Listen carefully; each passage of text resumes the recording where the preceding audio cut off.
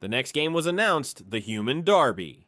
Kaiji and the remaining players were herded into a massive, dimly lit room filled with narrow steel beams suspended over a pit. The objective was to cross the beams to the other side, but the beams were electrified and the players were given only a limited number of insulating sheets to protect themselves. The room erupted into chaos as players scrambled for the sheets, pushing and shoving each other in a desperate bid to survive. Kaiji's heart pounded as he assessed the situation. He knew brute force wouldn't work. He needed a strategy. He noticed that the beams were spaced unevenly, and some players were too terrified to move. Kaiji decided to wait, letting the more aggressive players exhaust their sheets and fall into the pit.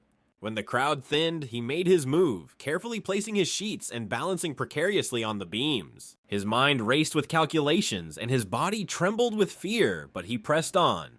As he neared the end, Kaiji faced a final obstacle, a player blocking his path, too scared to move forward. Kaiji used his last sheet to create a diversion, tricking the player into stepping aside. With a final leap, Kaiji reached the other side, collapsing in exhaustion.